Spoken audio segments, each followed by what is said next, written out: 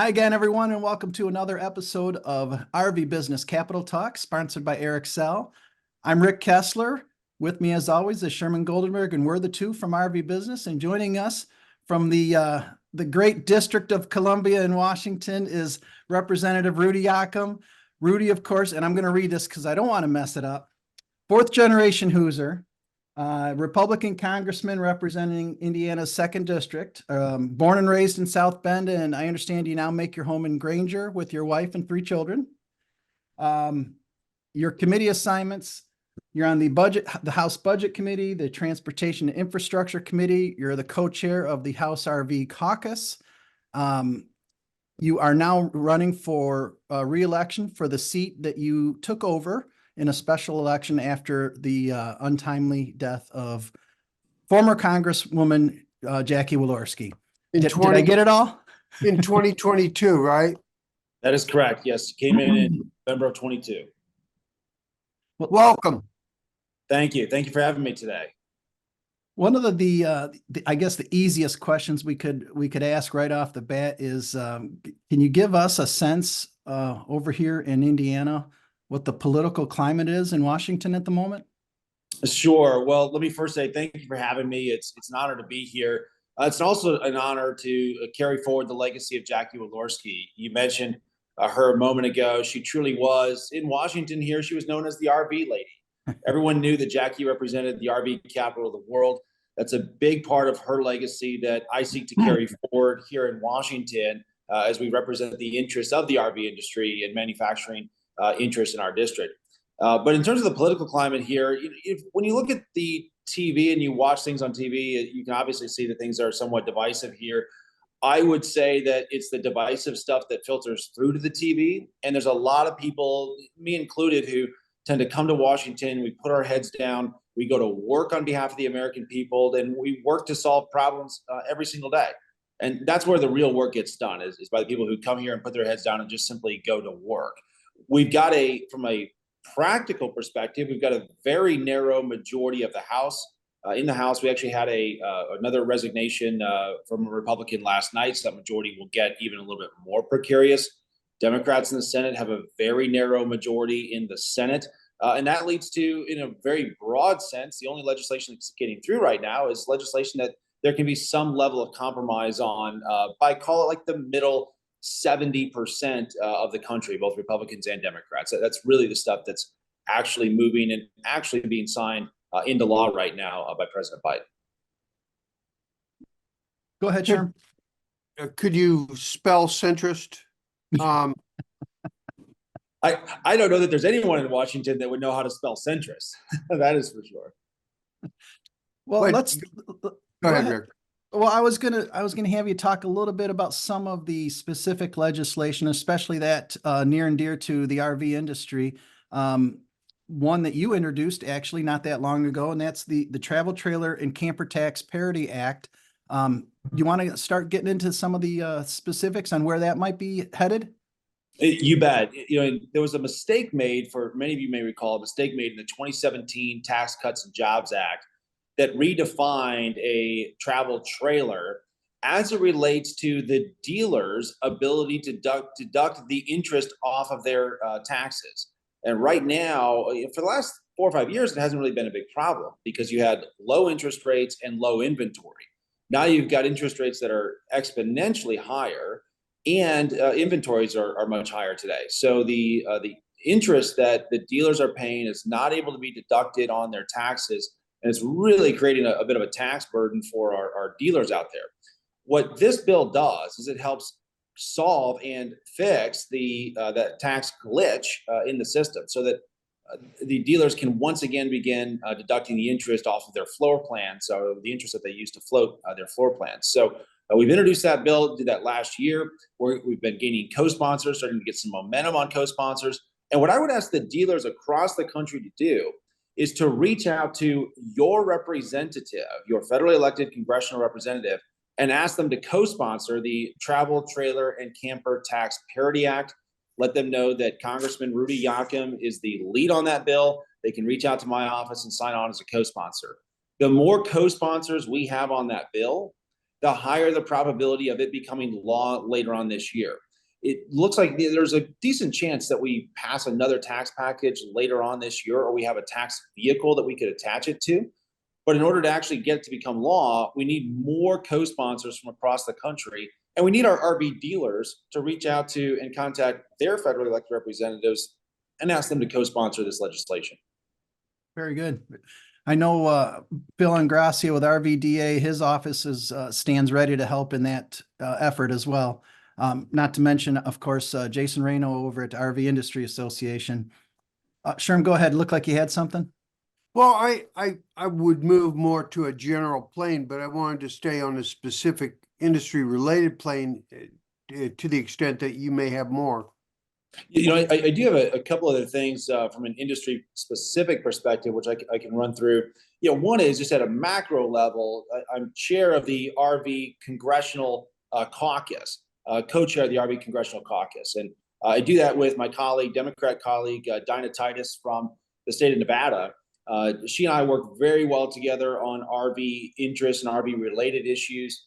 The point that she makes is that the RVs are manufactured in my district, and people oftentimes enjoy them in her district. And so we've really been a very good bipartisan team leading on these issues.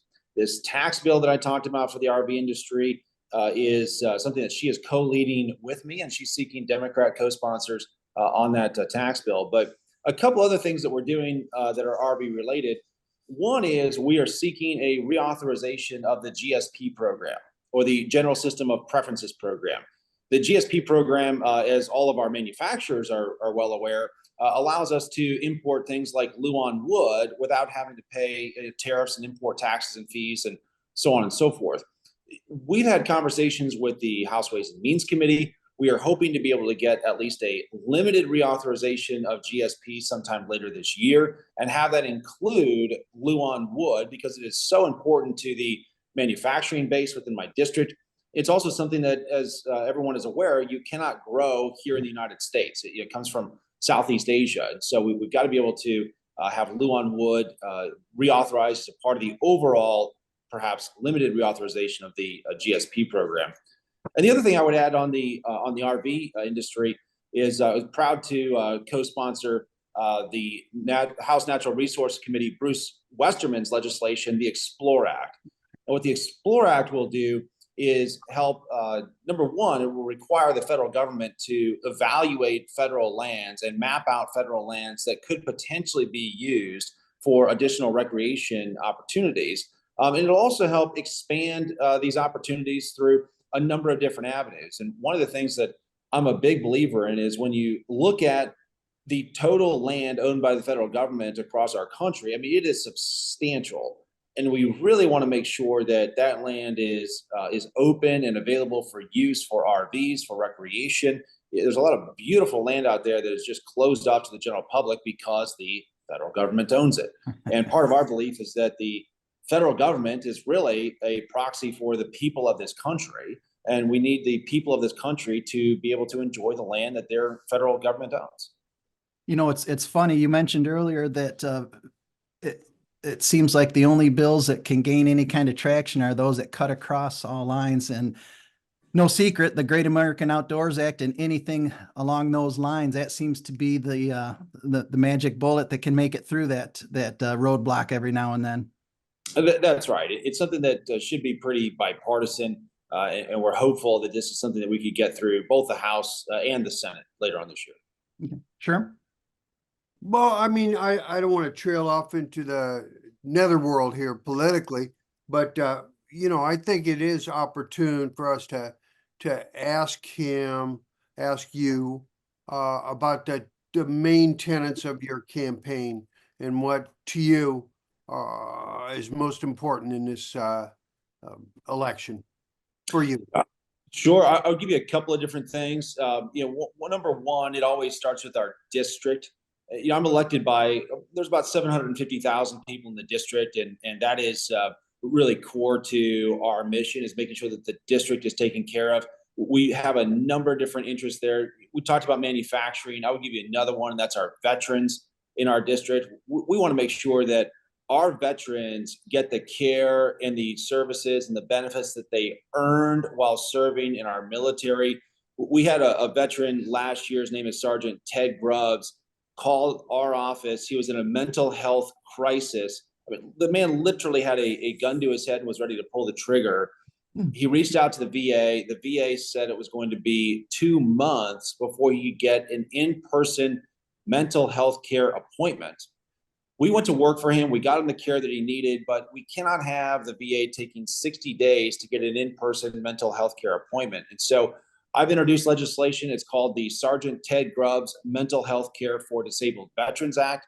And what this legislation will do is it will require that the VA, if they cannot achieve a mental health care appointment within 5 days, they are required to pay for that mental health care for veterans who are disabled 50% or more with community care. They've got to pay for it somewhere within the community. And so taking care of veterans is a big deal in my office, and we have our veterans back. But in terms of the other things, one of the things that we're running on is we've got to lower inflation.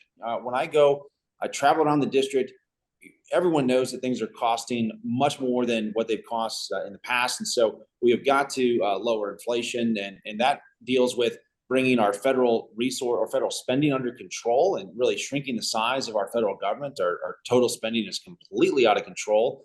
It's also driving interest rates to a much higher level, just in terms of, you go borrow to buy an RV today, and you're borrowing at 7, 8, or 9% versus 3 or 4% here just a couple of years ago. The other thing that we have to do is we've got to secure the border. Our border is flung wide open right now. We've had 35 or so straight months of record border crossings, and that's just totally unacceptable. We've got to secure the border. The president, who, by the way, delivered what I think was a disaster of a State of the Union address, was really more of a political speech than it was a State of the Union. But the president created this crisis with the stroke of a pen. He can fix it with the stroke of a pen, and we've called on him to do just that. You're really well spoken, born to this job, I think. Rick, any other things you want to get to? Well, I mean, Representative Yakym is no stranger to the district. We happened to see him not that long ago at Don Gundon's retirement party. Don, of course, retiring from Forest River after nearly 50-year career at that stop. That's a terrific career, terrific record. And Representative Yakym had a wonderful, you read something into the congressional record that just celebrated Don, and that was a terrific moment. You've been at Dave Carter and Associates and an untold number of other RV industries. Do you have, this is a really esoteric question, do you have camping or RVing in your blood or in your background anywhere? When I was a teenager, my dad owned an RV, and we went RVing across the country, particularly out west. We spent a lot of time in Colorado and Wyoming. Were kind of the two big places that we would often travel to in the RV. 2 summers ago, we were in upstate New York and rented a travel trailer at a campground for a week. And this summer, actually, my family and I will be traveling on a small little vacation, a little trip for a few days. Back in upstate New York. We'll be renting a travel trailer or a motorized RV and doing a little camping up in upstate New York here later on this year. So it is something that we do enjoy as a part of our overall family experience growing up, and it's a part of the way that we're raising our children today. Very good. Very nice. Very nice. One other thing before we let the representative go, and that is we extended an invitation to have you be one of our speakers at the upcoming RV Industry Power Breakfast. Of course, our timing is terrible because you will be working that day in Washington, and you're very proud of never having missed a vote, and rightfully so. But you are going to send us a message ahead of time that we'll play there at the breakfast. So we thank you for that. We'll be glad to do that. And if it works out that the RV Power Breakfast is scheduled next year on a day that we're not in votes, I'd be glad to be there in person to join you. Thank you very much. Yeah. Thank you both. Thank you, Representative. Appreciate it. Yes. Go Take ahead. care.